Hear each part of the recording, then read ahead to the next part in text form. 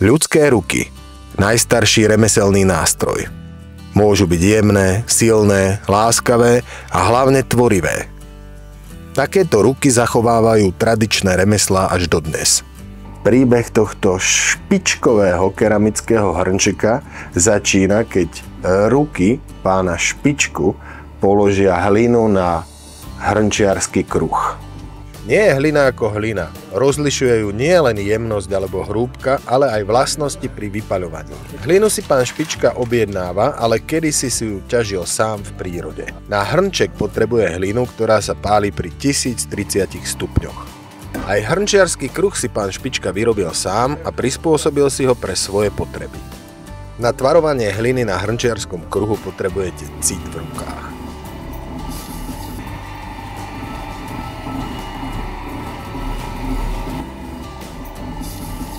Z hrnčiarskeho kruhu sa hrnček nechá ešte trošku zavednúť, nie úplne vysušiť, aby sa naň dalo uchopiť uško.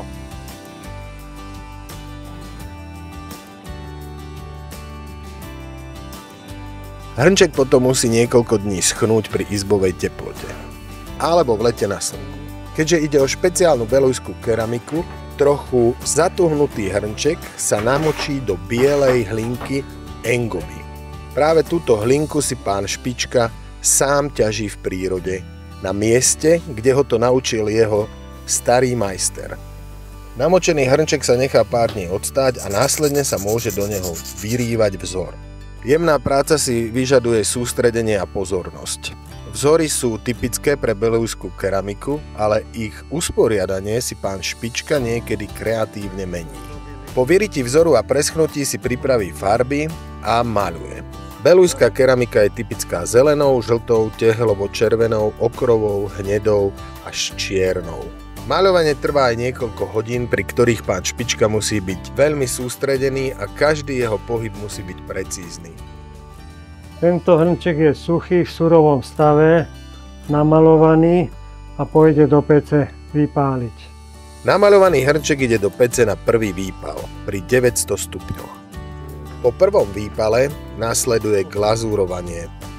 Belujské hrnčiarstvo je už zaniknuté. Posledný majster zomrel v roku 1889 a s ním zaniklo aj belujské hrnčiarstvo. Pán Špička je jeden z posledných, ktorí sa snažia o jeho udržanie. Ak chcete mať originálny hrnček alebo iné výrobky z keramiky, ste v dielni pána Špičku a jeho manželky na tom správnom mieste. Ďakujem vám, pán Špička, a vašim špičkovým rukám za to, že zachovávajú živé toto remeslo. A ja teraz dokončím príbeh tohto hrnčeka. A ďakujem za stretnutie. Všetky výrobky z keramiky nájdete na regionálne pulty.sk.